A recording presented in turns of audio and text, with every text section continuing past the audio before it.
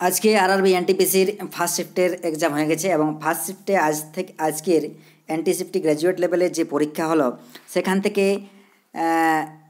Exam analysis অর্থাৎ যেসব প্রশ্নগুলো এসেছে 5/6/2025 অর্থাৎ আজকের ফার্স্ট শিফটে যে প্রশ্নগুলো রয়েছে প্লাস 40টার মতো বা 35 প্লাস আমাদের কিন্তু প্রশ্ন রয়েছে। সেই প্রশ্নগুলো নিয়ে কিন্তু আমরা আজকে আলোচনা করব, যেগুলো খুবই গুরুত্বপূর্ণ হচ্ছে পরের শিফটের ক্ষেত্রে এবং পরের যে আগামী দিন যেসব পরীক্ষা রয়েছে সেগুলো থেকে কিন্তু আমাদের ঘুরিয়ে ফিরিয়ে সেই প্রশ্নগুলো কিন্তু আসবে। তো চলো শেষ পর্যন্ত দেখতে থাকো, ঠিক আছে। দেখো প্রথম প্রশ্ন কি রয়েছে যে সিমব্যাক্স কোথায় আয়োজন করা হয়েছিল। সিমব্যাক্স হচ্ছে আমাদের একটা মহড়া, ঠিক আছে। কার মধ্যে হয়েছিল? দ্বিপাক্ষিক মহড়া। এটা হচ্ছে 31তম সংস্করণ। কার মধ্যে হয়েছিল? সিঙ্গাপুর এবং ভারতের মধ্যে সামুদ্রিক দ্বিপাক্ষিক মহড়া, সেটাকে বলা হয় সিমব্যাক্স, ঠিক আছে। সিমব্যাক্স এটা কখন হয়েছিল আমাদের? দেখো যে 2024 সালে হয়েছিল 29 অক্টোবর 2024 তারিখে শেষ করা হয়েছে, ঠিক আছে। এটি দুটি পর্যায়ে হয়েছিল, 23 থেকে 25 অক্টোবর বিশাখাপত্তনমে একটি হারবার পর্ব এবং 28-29 অক্টোবর বঙ্গোপসাগরে একটি সামুদ্রিক পর্ব হয়েছিল, ঠিক আছে। আর এটা কি হয়েছিল যে তাদের নিজেদের মধ্যে নৌবাহিনীর মধ্যে আন্তঃকার্যকারিতা এবং অপারেশনাল প্রস্তুতির বৃদ্ধির উপর দৃষ্টি নিবদ্ধ করা হয়েছিল, যার মধ্যে সিঙ্গাপুর প্রজাতন্ত্রের নৌবাহিনী এবং ভারতীয় নৌবাহিনী অংশগ্রহণ করেছিল।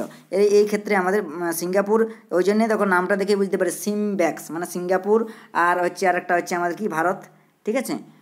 আর এক্সারসাইজ সিম বি মানে হচ্ছে ভারত এবং এক্সারসাইজ ইএক্স মানে এক্সারসাইজ, ঠিক আছে। এইভাবে মনে রাখতে পারো, ঠিক আছে। নেক্সট দেখো ভারতের প্রথম আঞ্চলিক ব্যাংক বা রিজিওনাল ব্যাংকের নাম কি? সেই রিজিওনাল ব্যাংকের নাম ছিল কি? প্রথমা ব্যাংক, ঠিক আছে। এটা কখন হয়েছিল? এটা 2রা অক্টোবর 1975 সালে প্রতিষ্ঠিত হয়েছিল এবং এর সদর দপ্তর হচ্ছে কোথায়? উত্তরপ্রদেশ মোরাদাবাদ, ঠিক আছে। উত্তরপ্রদেশের মধ্যে কোথায়? মোরাদাবাদের মধ্যে অবস্থিত ছিল, ঠিক আছে, এবং এটি সিন্ডিকেট ব্যাংক দ্বারা স্পন্সর করা হয়েছিল এবং কোন ব্যাংক দ্বারা? সিন্ডিকেট ব্যাংক দ্বারা কিন্তু স্পন্সর করা হয়েছিল। পরের প্রশ্ন দেখো কি? নাগারা স্টাইল বা নাগারা শৈলী, ঠিক আছে। নাগারা শৈলী বা নাগারা স্টাইল মন্দির নির্মিত বল্লভী মন্দিরের আকৃতি কেমন ছিল, ঠিক আছে। তো আমাদের এই আকৃতিটা ছিল কি? বর্গাকার বা আয়তাকার। এই আকৃতিটা কিন্তু কি? বর্গাকার বা আয়তাকার হয়। নাগারা স্টাইলের উপর যেটা তৈরি করা হয় সেটা বর্গাকার বা আয়তাকার। ভালভি উপশৈলী আছে, বিশেষ করে খিলানযুক্ত ছাদসহ আয়তাকার ভবনগুলির বৈশিষ্ট্য এই ভালভি উপশৈলীর। ওয়াগন ভল্টের চেম্বার রয়েছে। খিলানযুক্ত ছাদ একটি নির্দিষ্ট বৈশিষ্ট্য যা স্বতন্ত্র কক্ষ তৈরি করা হয়, সেটাকে বলা হয় ওয়াগন ভল্টেন চেম্বার। এবং গোলাকার প্রান্ত রয়েছে। গোলাকার প্রান্ত কি? খিলানযুক্ত কক্ষের গোলাকার প্রান্তগুলিকে প্রাচীন বাঁশ বা কাঠের ওয়াগনের মতো, এটাকে গোলাকার প্রান্ত বলা হয়, ঠিক আছে। নেক্সট দেখো কি রয়েছে? কোন সাংবিধানিক সংশোধনী শরণ সিং কমিটির সঙ্গে সম্পর্কিত? কোন সাংবিধানিক সংশোধনীটি শরণ সিং কমিটির সঙ্গে সম্পর্কিত? সেটা হচ্ছে কি? 42তম সংবিধান সংশোধনী বা 42তম কনস্টিটিউশনাল অ্যামেন্ডমেন্ট। এটা শরণ সিং কমিটির সাথে যুক্ত 1976 সালে, ঠিক আছে। এটা মৌলিক কর্তব্যগুলো অন্তর্ভুক্ত করা হয়েছিল কি? মৌলিক কর্তব্যগুলোকে অন্তর্ভুক্ত করা হয়েছিল এবং সাংবিধানিক পরিবর্তনের প্রয়োজনীয়তা, বিশেষ করে মৌলিক কর্তব্য অন্তর্ভুক্তির ক্ষেত্রে এবং মোকাবিলা করার জন্য 1976 সালে ইন্দিরা গান্ধী সরকার কমিটি গঠন করে এবং এই 42তম সংশোধনীর মাধ্যমে সংবিধানের চতুর্থ অংশের ক 4A যুক্ত করা হয়েছে, যার মধ্যে 51 ক অনুচ্ছেদ রয়েছে, যেখানে মৌলিক কর্তব্যগুলির রূপরেখা কিন্তু দেওয়া হয়েছে, ঠিক আছে। নেক্সট দেখো পরের প্রশ্ন কি হচ্ছে? কোন কমিটি পঞ্চবার্ষিকী পরিকল্পনা তৈরি করে? তাহলে পঞ্চবার্ষিকী পরিকল্পনা করেছিল কিন্তু আমাদের ভারতের পরিকল্পনা কমিশন, বা যেটাকে আমরা বলে থাকি কি? প্ল্যানিং কমিশন, ঠিক আছে, প্ল্যানিং কমিশন। এবং সেটা পরবর্তীকালে অর্থাৎ 2014 সালে নরেন্দ্র মোদীর সরকার আসার পরে আমাদের কিন্তু সেটিকে নীতি আয়োগে কনভার্ট করা হয়, ঠিক আছে, নীতি আয়োগে প্রতিষ্ঠিত হয়। মানে সেখানে 2014 সালে কিন্তু আমাদের এই পরিকল্পনা কমিশন বা প্ল্যানিং কমিশন কিন্তু ভেঙে দেয় এবং কি হয়? আমাদের নীতি আয়োগ তৈরি হয়। এটা 1950 সালে হয়েছিল। এই যে 950 নয়, এটা 1950 সালে কিন্তু আমাদের পরিকল্পনা কমিশন গঠিত হয়েছিল। সম্প্রতি বিমান দুর্ঘটনায় ইরানের কোন রাষ্ট্রপতির বা ইরানের যে রাষ্ট্রপতি মারা গেছেন সেই রাষ্ট্রপতির নাম কি? রাষ্ট্রপতির নাম হচ্ছে ইরানের রাষ্ট্রপতি ইব্রাহিম রাইসি। 1920 সালে মহাত্মা গান্ধীর নেতৃত্বে কোন আন্দোলন শুরু হয়েছিল? মহাত্মা গান্ধীর যে আন্দোলনটা শুরু হয়েছিল 1920 সালে, সেই 1920 সালে আন্দোলনটির নাম হচ্ছে কি? অসহযোগ আন্দোলন। কি আন্দোলন? অসহযোগ আন্দোলন, যাকে বলা হয় নন কর্পোরেশনাল মুভমেন্ট। এই আন্দোলনের মূল উদ্দেশ্য ছিল বা মূল লক্ষ্য ছিল ব্রিটিশ শাসনের বিরুদ্ধে অহিংস প্রতিরোধের মাধ্যমে স্বশাসন অর্জন করা এবং এর মধ্যে এর মধ্যে ছিল বিদেশি পণ্য, স্কুল, আদালত এবং সরকারি চাকরি বর্জন, সেই সাথে ব্রিটিশ কর্তৃপক্ষের সাথে অসহযোগিতা করা। এটাই ছিল অসহযোগ আন্দোলন, 1920 সালে হয়েছিল এবং মহাত্মা গান্ধীর নেতৃত্বে। ভারতে কোন স্থানে সবচেয়ে বেশি বৃষ্টিপাত হয়, অর্থাৎ আমাদের ভারতের মধ্যে কোন জায়গায় সবচেয়ে বেশি বৃষ্টিপাত হয়? তাহলে কোন জায়গায় সবচেয়ে বেশি বৃষ্টিপাত হয় সেটা হচ্ছে কি ভারতের মৌসিনরাম, মেঘালয় রাজ্যের মৌসিনরাম, যেটা বলি আমরা মৌসিনরামে, মেঘালয় রাজ্যের মৌসিনরাম বা মৌসিনরাম, ঠিক আছে, মৌসিনরাম, ঠিক আছে। তাহলে এখানে আমাদের কি বৃষ্টিপাত হয়, সবচেয়ে ভারতের মধ্যে সবচেয়ে বেশি বৃষ্টিপাত কিন্তু এখানেই হয়। এলপিজি, এরপর রয়েছে এলপিজির পুরো নাম লিকুইফাইড পেট্রোলিয়াম গ্যাস বা বাংলায় যেটাকে বলা হয় তরলায়িত পেট্রোলিয়াম গ্যাস, তরলায়িত পেট্রোলিয়াম গ্যাস, ঠিক আছে। এই তরলায়িত পেট্রোলিয়াম গ্যাস এর মূল উপাদান হচ্ছে কিন্তু বিউটেন। এর মূল উপাদান কি? বিউটেন, বা কোথাও কোথাও আমাদের মিথেনও থাকে, বিউটেন এবং ইথেন, বিউটেন এবং ইথেন, মিথেন নয়, মিথেন হচ্ছে কিন্তু কী বলে প্রাকৃতিক গ্যাসের মূল উপাদান কিন্তু মিথেন, ঠিক আছে।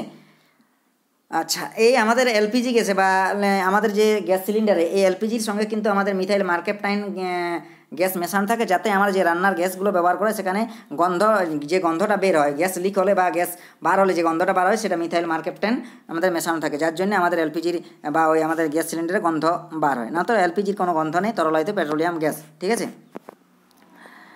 সংবিধানে কোন তফসিলি আঞ্চলিক ভাষার উল্লেখ আছে? সংবিধানে কোন তফসিলিতে আঞ্চলিক ভাষার উল্লেখ আছে, অর্থাৎ কোন শিডিউল যেটাকে বলি আমরা, কোন শিডিউলের মধ্যে সংবিধানের আঞ্চলিক ভাষা বা ভাষার উল্লেখ রয়েছে? সেটা হচ্ছে কিন্তু কি 8ম তফসিলি বা 8th শিডিউল যেটাকে বলে, 8ম শিডিউলের মধ্যে সেখানে টোটাল বর্তমানে 22টি ভাষা রয়েছে।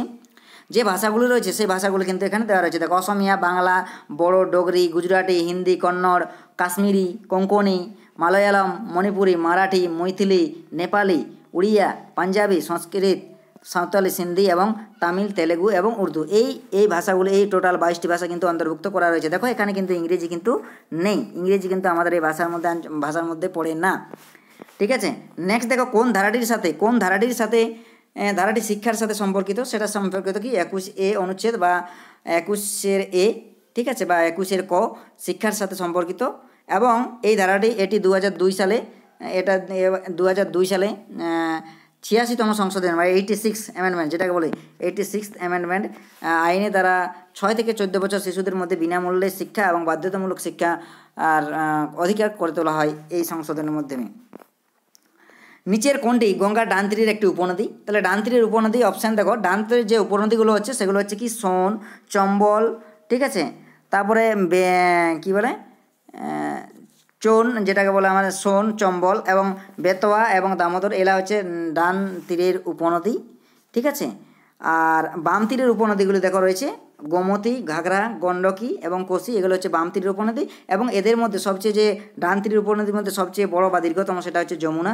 এই যমুনা এবং এগুলোর মধ্যে যেটি নেই সেটি হবে আমাদের এইগুলোর মধ্যে যেটা অপশান থাকবে সেটাই হবে কিন্তু ডান তীরের উপনদী। কোবাল্ট কোন ভিটামিনে থাকে? তাহলে ভিটামিন বি12 মধ্যে থাকে, অর্থাৎ ভিটামিন বি12 নামেই হচ্ছে কোবালামিন বা কোবালামিন। নিচের কোনটি সিন্ধু নদীর উপনদী নয়? সিন্ধু নদীর উপনদীগুলো দেখো দেওয়া হয় সেখানে ঝিলাম, চেনাব, রবি, বিয়াস এবং শতদ্রু, এগুলো হচ্ছে কিন্তু সিন্ধু নদীর উপনদী। এবং যে অপশানে যেটি এগুলো বাদ দিয়ে যেটা থাকবে সেটাই কিন্তু উত্তর হবে। নেক্সট দেখো, সম্প্রতি 13ই মার্চ 2024 ভারত এবং কোন দেশের মধ্যে খাদ্য নিরাপত্তা চুক্তি স্বাক্ষর করে? খাদ্য নিরাপত্তা চুক্তি, সেটা হচ্ছে 13ই মার্চ 2024 সালে ভারত এবং ভুটানের মধ্যে খাদ্য নিরাপত্তার জন্য একটি চুক্তি স্বাক্ষরিত হয়, ঠিক আছে। এই চুক্তিটা কিন্তু খাদ্য নিরাপত্তা সংক্রান্ত চুক্তি আমাদের স্বাক্ষরিত হয়, ঠিক আছে। নেক্সট দেখো কি রয়েছে, বস্তার উৎসব কোন রাজ্যে পালিত হয়? বস্তার উৎসব কোন রাজ্যে পালিত হয়? এটা কিন্তু ছত্তিশগড়ের একটি অনন্য সাংস্কৃতিক বৈশিষ্ট্য হলো বস্তার দশেরা। এটা কি হয়, আমাদের এই রাজ্যের স্থানীয় জনগণরা কী করে যথেষ্ট উৎসাহের সাথে এটি উদযাপন করে। এবং দশেরা উৎসব ছত্তিশগড়ের সমস্ত বিদ্যমান উপজাতীয় শ্রদ্ধেয় দেবী দাসেন্তেরই সর্বোচ্চ শক্তির প্রতীক হিসেবে মানা হয় থাকে, ঠিক আছে। আচ্ছা, 2022 সালে সোনু নিগম কোন ক্ষেত্রে পদ্মশ্রী পুরস্কার পেয়েছিলেন? তাহলে সোনু নিগম একজন হচ্ছে গায়ক, সুরকার এবং অভিনেতা। সোনু নিগম হচ্ছে গায়ক, সুরকার এবং অভিনেতা। তিনি তাহলে ওতে শিল্পকলার ক্ষেত্রে বা আর্ট বিভাগে বা কলার সাথে আমাদের কলা বিভাগের জন্য তিনি 2022 সালে ভারত সরকার কাছ থেকে পদ্মশ্রী পুরস্কার লাভ করেন বা পেয়েছেন। নেক্সট দেখো কী রয়েছে, জগন্নাথ মন্দিরের সাথে কোনটি সম্পর্কিত? তাহলে জগন্নাথ মন্দির হচ্ছে একটা হিন্দু মন্দির এবং হিন্দু ধর্মে বিষ্ণুর একটি রূপ হিসাবে জগন্নাথকে ধরা হয় বা মনে করা হয়। এবং এটি দেখো এটা উড়িষ্যার রাজ্যে থাকে, পূর্ব উপকূল উড়িষ্যা রাজ্যের পুরীতে অবস্থিত এবং মন্দিরের নথি অনুসারে রাজা ইন্দ্রদ্যুম্ন পুরীতে জগন্নাথের প্রধান মন্দির প্রতিষ্ঠা করেছিলেন। এবং এই জগন্নাথ মন্দির এছাড়াও রয়েছে যেমন রথযাত্রা হয়, ঠিক আছে। তাহলে রথযাত্রার সাথে যদি অপশানে থাকে রথযাত্রা, তাহলে রথযাত্রার সাথেও সম্পর্কিত হবে, ঠিক আছে, বা এইগুলোর মধ্যে যেটি হবে, ঠিক আছে। নেক্সট দেখো কী রয়েছে, হাতি উৎসব কোন মাসে পালিত করা হয়? হাতি উৎসব বা এলিফ্যান্টা ফেস্টিভ্যাল বা হাতি উৎসব, সেটা কিন্তু কখন মানা হয়? ফেব্রুয়ারি মাসে আমাদের কিন্তু পালন করা হয়। এই উৎসবটি কোথায় পালন করা হয়? মহারাষ্ট্রের মুম্বাইয়ের কাছে এলিফ্যান্টা দ্বীপ, সেই দ্বীপটার নাম হচ্ছে কিন্তু এলিফ্যান্টা দ্বীপে কিন্তু পালিত করা হয়। নেক্সট দেখো রয়েছে 2024 সালে কোন দল চূড়ান্ত খোখো খেলা জিতেছিল বা আলটিমেট খোখো, যেটা নাম হচ্ছে আলটিমেট খোখো খেলা জিতেছিল, সেটা হচ্ছে কিন্তু 2023-24 মৌসুমের মধ্যে আলটিমেট খোখো লিগের দ্বিতীয় সংস্করণ ছিল এবং এটি 24শে ডিসেম্বর থেকে 13 জানুয়ারি 2024 পর্যন্ত এটা উড়িষ্যায় হয়েছিল এবং উড়িষ্যার কটক শহরে অনুষ্ঠিত হয়েছিল। টোটাল 6টি দল ছিল এবং 34টি ম্যাচে খেলা হয়েছিল। ফাইনালে উঠেছিল গুজরাট জায়ান্টস এবং চেন্নাই কুইন্স, ঠিক আছে। তাহলে আমাদের সেখানে কিন্তু কী হয়েছিল, ফাইনালে গুজরাট জায়ান্টস চেন্নাই কুইন্সগান্সকে 31-26 গোলে হারিয়েছিল, অর্থাৎ আমাদের গুজরাট, ঠিক আছে, গুজরাট জায়ান্টস কিন্তু জয়ী হয়ে গেছিল। সম্প্রতি ভারত এবং অস্ট্রেলিয়ার মধ্যে কোন মহড়া অনুষ্ঠিত হয়েছিল? অস্ট্রেলিয়ার মধ্যে কোন মহড়া অনুষ্ঠিত হয়েছিল? সেটা সামরিক মহড়া, যেটার নাম হচ্ছে অস্ট্রা হিন্ড, ঠিক আছে। অস্ট্রা মানে এই যে অস্ট্রা হিন্ড মানে AUS, ঠিক আছে, AUS অস্ট্রা হিন্দ, হিন্দ অর্থাৎ হচ্ছে অস্ট্রেলিয়ার, হিন্দ মানে হচ্ছে হিন্দুস্তান, তাহলে অস্ট্রেলিয়া এবং হিন্দ এই দুটোকে নিয়েই তৈরি করেছে অস্ট্রা হিন্দ, যেটা আমাদের একটা সামরিক মহড়া ছিল। কী ছিল? একটা সামরিক মহড়া ছিল এবং এটি 2024 সালে মহারাষ্ট্রের পুনেতে অনুষ্ঠিত হয়েছিল, ঠিক আছে। আর এই মহড়ার উদ্দেশ্য ছিল যে দুটি দেশের মধ্যে সামরিক সহযোগিতা করা এবং আন্তর্ক্ষমতা জোরদার করা। অস্ট্রা হিন্ডের প্রথম সংস্করণ 2022 সালে রাজস্থানের মহাজানে হয়েছিল। এটা কিন্তু তৃতীয় সংস্করণ ছিল এবং এই মহড়ার অস্ট্রেলিয়ার সেনাবাহিনী, নৌবাহিনী, বিমান বাহিনীর পাশাপাশি ভারতীয় নৌসেনা এবং বিমান বাহিনীর অংশগ্রহণও অন্তর্ভুক্ত ছিল। 86তম সংশোধনী কোন সালে কার্যকর হয়? 86তম সংশোধনী কোন সালে কার্যকর হয়? এটা কিন্তু 2002 সালে কার্যকর হয়। কোন সালে? 2002 সালে কার্যকর হয়। এই সংশোধনীতে কী বলা হয়েছে, যে 6 থেকে 14 বছর শিশুদের মধ্যে বিনামূল্যে এবং বাধ্যতামূলক শিক্ষাকে মৌলিক অধিকার হিসেবে স্বীকৃতি দেয়।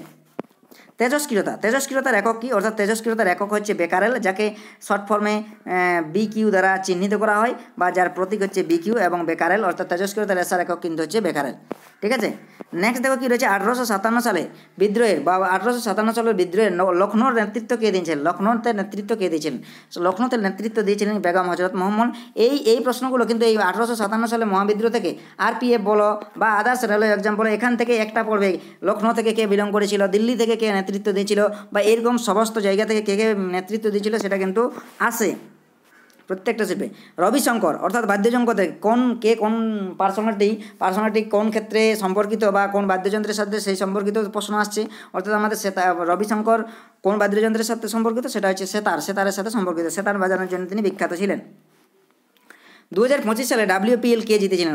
WPL অর্থাৎ ওমেন প্রিমিয়াম লিগ, এটা হচ্ছে টাটা স্পন্সর করে টাটা ওমেন IPL লিগ। কে জিতেছিল? এটা জিতেছিল কিন্তু হচ্ছে কি এবং কোথায় হয়েছিল সেটা আমরা জানবো। কোথায় হয়েছিল? ব্রাবোর্ন স্টেডিয়ামে হয়েছিল এবং দিল্লি ক্যাপিটালের বিরুদ্ধে 8 রানের রোমাঞ্চকর জয়ের মাধ্যমে মুম্বাই ইন্ডিয়ান্সকে বা MIকে মহিলা প্রিমিয়াম লিগ 2025 শিরোপা জিতেছে, ঠিক আছে। তাহলে এই হচ্ছে আমাদের কি মুম্বাই ইন্ডিয়ান্স মহিলা প্রিমিয়াম লিগ তাহলে শিরোপা জিতেছে। তাহলে কে জিতেছে? আমাদের মুম্বাই ইন্ডিয়ান্স। কার বিরুদ্ধে? দিল্লি ক্যাপিটালসের বিরুদ্ধে। তাহলে দুজন কারা উঠেছিল দেখো, এখানে রয়েছে কি, দেখো আমাদের দেওয়া রয়েছে 2000 মহিলা প্রিমিয়াম লিগ সম্পর্কে 14 ফেব্রুয়ারি থেকে 15 মার্চ 2024 পর্যন্ত হয়েছিল। এটা কি করে ভারতীয় ক্রিকেট বোর্ড কন্ট্রোল করে বা আমাদের তার তত্ত্বাবধানে হয়। ক্রিকেটের ধরন কী ছিল, টি-20 ছিল, মহিলাদের টি-20। প্রতিযোগিতার ধরন হচ্ছে round Robinson and play of, এবং আয়োজক দেশ হচ্ছে 12, অংশগ্রহণকারী দল করেছিল 5টি, এবং খেলার সংখ্যা টোটাল সংখ্যা হয়েছিল 22টি। এবং যদি অফিসিয়াল ওয়েবসাইট হচ্ছে WPLT20.com। ঠিক আছে। 2025 সালে ভারতের কে নিযুক্ত হয়, ভারতের কেগ হিসেবে কে নিযুক্ত হয়, তিনি হলেন বর্তমান কেগ, তিনি হচ্ছেন সঞ্জয় মূর্তি হলেন বর্তমান কেগ। তিনি 2025 সালে 21শে নভেম্বর দায়িত্ব গ্রহণ করেন এবং ভারতের কততম ছিলেন, 15তম কেগ হিসেবে নিযুক্ত হয়েছেন। কেগ থেকে আমরা যদি দেখে নিই, দেখো কেগ হচ্ছে কি ভারতের নিয়ন্ত্রক এবং নিরীক্ষক জেনারেল বা controller and auditor general of India, যাকে সংক্ষেপে ক্যাব বলা হয়। ভারতের রাষ্ট্রপতি বাসস্থান বা হেডকোয়ার্টার যদি দেখা যায় নতুন দিল্লিতে কের অফিস আছে, এবং মনোনয়নকারী হচ্ছে কে নিযুক্ত করে ভারতের প্রধানমন্ত্রী দ্বারা নিযুক্ত হয়। এবং ভারতের মনোনয়নকারী অর্থাৎ কে সুপারিশ করে ভারতের প্রধানমন্ত্রী বলে, এবং নিয়োগ করে একে ভারতের রাষ্ট্রপতি নিয়োগ করে। এর মেয়াদকাল হচ্ছে কিন্তু 6 বছর বা 65 বছর, যেটা কিন্তু আগে হবে। এবং এটি অনুচ্ছেদগত সংবিধান 148 অনুচ্ছেদের মধ্যে পড়ে, এবং এটা খুব গুরুত্বপূর্ণ। এটা আমরা অনেক জায়গায় প্রশ্ন দেখেছি, এবং বেতন হচ্ছে 2.5 লক্ষ টাকা। ঠিক আছে, প্রতি মাসে। নেক্সট প্রশ্ন কী আছে দেখো, নেক্সট প্রশ্ন পূর্ববর্তী উপকূল অঞ্চল কোন কোন রাজ্যের সাথে সংযুক্ত আছে, সেটা কোন কোন রাজ্যের সাথে যুক্ত আছে, পশ্চিমবঙ্গ, উড়িষ্যা, অন্ধ্রপ্রদেশ এবং তামিলনাড়ু এইসব রাজ্যের সঙ্গে সংযুক্ত রয়েছে। নেক্সট দেখো রয়েছে কি পাইকা বিদ্রোহ কোথা থেকে শুরু হয়েছিল। পাইকা বিদ্রোহ উড়িষ্যার ইতিহাসে একটা উল্লেখযোগ্য ঘটনা, এবং খুর্দা জেলার, আমাদের উড়িষ্যার যে খুর্দা জেলা বিশেষ করে যেটা হচ্ছে বানাপুর এবং খুর্দাতে শুরু হয়েছিল, এবং বিদ্রোহটি দ্রুত উড়িষ্যার অন্যান্য অংশের মধ্যেও আমাদের কিন্তু ছড়িয়ে পড়েছিল। কোন দেশ সম্প্রতি চায়না বেল্ট এবং রেড ইনিশিয়েটিভ থেকে নিজেকে প্রত্যাহার করার সিদ্ধান্ত নিয়েছে, সেটা হচ্ছে পানামা আনুষ্ঠানিকভাবে চীনের বেল্ট এবং রোড ইনিশিয়েটিভ থেকে সরে আসার প্রত্যাহারের সিদ্ধান্ত নিয়েছে। কলকাতা বেদান্ত কলেজ কার দ্বারা প্রতিষ্ঠিত হয়, সেটা রাজা রামমোহন রায় 1925 খ্রিস্টাব্দে একজন সমাজ সংস্কারক রাজা রামমোহন রায়ের দ্বারা কিন্তু প্রতিষ্ঠা হয়েছিল। এর উদ্দেশ্য ছিল শিক্ষা এবং পাশ্চাত্য বিজ্ঞানে উভয় ক্ষেত্রে শিক্ষার প্রদানের লক্ষ্য হিসাবে প্রতিষ্ঠিত হওয়া। এছাড়াও রাজা রামমোহন রায় কী করেছিল, হিন্দু কলেজ প্রতিষ্ঠা করেছিল এবং ব্রাহ্ম সমাজও কিন্তু প্রতিষ্ঠা করেছিল। নেক্সট দেখো কী রয়েছে, 37তম সংবিধান সংশোধন আইনে কোন অনুচ্ছেদটি অন্তর্ভুক্ত করা হয়েছে, সেটা হচ্ছে ধারা 1991। দেখো এতে কি বলা রয়েছে, যে সংবিধান সংশোধনে সমবায় সমিতি গঠনের অধিকার মৌলিক অধিকার হিসেবে অন্তর্ভুক্ত করা হয়েছে। 43-এ কী করেছে, যে উন্নয়নের উপর রাষ্ট্রীয় নীতির একটি নির্দেশিকা অন্তর্ভুক্ত করেছে, এবং পার্ট 9B এর মধ্যে কী রয়েছে, সমবায় সমিতি শীর্ষক একটি নতুন ধারা যুক্ত করা হয়েছে। ঠিক আছে। নেক্সট দেখো কী রয়েছে, ভারতের আন্তঃবর্ণ বিবাহ বা ইন্টারকাস্ট ম্যারেজ অনুমতি কে দিয়েছিল, অনুমতি দিয়েছিল আমাদের যে হিন্দু বিবাহ আইন 1955 সালে যেটি হয়েছিল, এবং বিশেষ করে আইন 1954, বিশেষ করে বিশেষ বিবাহ 1954 মাধ্যমে। ঠিক আছে। এই আইনের মধ্যে দিয়ে যে ব্যক্তিদের তাদের নিজস্ব বর্ণের বাইরেও বিবাহের অনুমতি দেন, এবং ধর্মীয় সংস্কৃতি বা বর্ণ নির্বিশেষে কিন্তু এটাকে কার্যকর করা হয়। এরপরে রয়েছে সিপিইউ এর পুরো নাম কি, কন্ট্রোল প্রসেসিং ইউনিট, সেটা হচ্ছে সেন্ট্রাল প্রসেসিং ইউনিট। সিপিইউকে আমাদের কম্পিউটারের মস্তিষ্ক বলা হয়। ভারতের কোন শহরটি 24 ডিগ্রি অক্ষাংশের উপরে অবস্থিত, 24 ডিগ্রি অক্ষাংশের উপরে, অর্থাৎ আমাদের কর্কটক্রান্তি রেখা 33.5 ডিগ্রি কর্কটক্রান্তি রেখা, তার উপরে কোন কোন রাজ্যগুলি অবস্থান করছে, সেটা হচ্ছে দেখো ভারতের মধ্যে জয়পুর, রাজস্থানের জয়পুর, নিউ দিল্লি, ঠিক আছে, চণ্ডীগড়, দেরাদুন এবং শ্রীনগর, এগুলো কিন্তু অবস্থিত, এবং অবস্থানগুলো দেখা গেছে 26 ডিগ্রি 92 ডিগ্রি 28.63 ডিগ্রি উত্তরে অবস্থিত, এগুলো অবস্থিত। এছাড়াও দেখো আমাদের কী রয়েছে, এখান থেকে আমরা একটু দেখে নেব যে কর্কটক্রান্তি রেখার বেশ কয়েকটি রাজ্যের মধ্যে দিয়ে গেছে, সেই রাজ্যগুলি পড়ে। কর্কটক্রান্তি রেখাটা ভারতের কোন রাজ্যের মধ্যে দিয়ে গেছে, সেই রাজ্য হচ্ছে 5টি রাজ্যের মধ্যে দিয়ে গেছে, গুজরাট, রাজস্থান, মধ্যপ্রদেশ, ছত্তিশগড়, 5টি ভুল বলা হয়েছে, যে দেখো আমাদের কোন কোন রাজ্যগুলির মধ্যে দিয়ে যায়, গুজরাট, রাজস্থান, মধ্যপ্রদেশ, ছত্তিশগড়, ঝাড়খণ্ড, পশ্চিমবঙ্গ, ত্রিপুরা এবং মিজোরাম। তাহলে 8টি রাজ্যের মধ্যে দিয়ে আমাদের কিন্তু এই ভারতের কি কর্কটক্রান্তি রেখা আমাদের কিন্তু গেছে। নিচের কোনটি রাসায়নিক বিক্রিয়া কোনটাকে বলে, রাসায়নিক বিক্রিয়া যেসব বিক্রিয়া এক বা একাধিক মৌল রাসায়নিক বিক্রিয়ার ফলে বা সংযোগের ফলে আমাদের কী হয়, যে নতুন ধর্মবিশিষ্ট পদার্থ উৎপন্ন করে, সেই পদার্থকে কিন্তু আবার কোনোভাবেই আমি কিন্তু পুনরায় সেই পদার্থকে নিয়ে আসতে পারবো না, সেটা হচ্ছে রাসায়নিক বিক্রিয়া। অর্থাৎ আমাদের যত যে দহন রয়েছে, পোড়ানো বা পোড়ালে কিন্তু সে রাসায়নিক বিক্রিয়ায় পরিণত হয়, যেমন কাঠ পোড়ানো, দুধ টক করা, অ্যাসিড ক্ষারের মিশ্রণ, খাদ্য হজম করা বা খাদ্যের হজম আমরা যেটা বলি ডাইজেশন, লোহার মরচে ধরা, পাকা ফল, আঙুরের গাঁজন, দুধকে দইয়ে রূপান্তরিত করা, কয়লা, কাঠ বা পাতা পোড়ানো, যে কোনো পোড়ানো। এছাড়াও রয়েছে সালোক সংশ্লেষ এবং শ্বসন, এবং এছাড়াও দহন বিক্রিয়া এবং অ্যাসিড ক্ষার বিক্রিয়া। এগুলো বাদ দিয়ে যেসব বিক্রিয়াগুলো হবে সেগুলো কিন্তু সবই কিন্তু কি ভৌত বিক্রিয়ার মধ্যে পড়বে, ওরা বা রাসায়নিক বিক্রিয়ার মধ্যে পড়বে না। যখন হাইড্রোলাইসিসের পর অ্যামোনিয়াম ক্লোরাইড সোডিয়াম ক্লোরাইডের সাথে মিশ্রিত করা হয় তখন কোনটি সামান্য অ্যাসিড যুক্ত হয়? তাহলে দেখো যে দ্রবণটা হবে সেই দ্রবণটাই আমাদের কিন্তু সামান্য অ্যাসিড যুক্ত হবে। যেমন হচ্ছে দেখো অ্যামোনিয়া, যখন অ্যামোনিয়াম ক্লোরাইড এবং সোডিয়াম ক্লোরাইডে মিশ্রিত করা হয় তখন হাইড্রোলাইসিস করা হয়, তখন অ্যামোনিয়াম ক্লোরাইড দ্রবণটি সামান্য অ্যাসিডিক হয়ে যায়। তাহলে অ্যামোনিয়াম দ্রবণ কী হয়ে যায়? আমাদের সামান্য অ্যাসিডিক হয়ে যায়। ঠিক আছে। আচ্ছা হাইড্রোক্সাইড, আচ্ছা আমাদের ক্লোরাইড হলো একটি দুর্বল হাইড্রোক্সাইড এবং একটি শক্তিশালী লবণে পরিণত হয়। ঠিক আছে, এইভাবে আমাদের কিন্তু হয়। নেক্সট দেখো কী রয়েছে। আচ্ছা এখানে আমাদের শেষ। তো আমাদের এই প্রশ্নগুলো, আমাদের যতগুলো প্রশ্ন পাওয়া গেছে সেই প্রশ্নগুলোকে নিয়ে আসা হয়েছে, এবং তোমরা অবশ্যই বন্ধুদের সাথে লাইক শেয়ার কমেন্ট, এবং এগুলো তোমরা সেভ করে রাখবে, এবং পিডিএফ আমি টেলিগ্রাম চ্যানেলের মধ্যে আমি দিয়ে দেবো, সেখান থেকে তোমরা কালেক্ট করে নিয়ে আর পরে যাদের এক্সাম আছে তাদের কিন্তু অবশ্যই কাজে লাগবে। ঠিক আছে, থ্যাংক ইউ।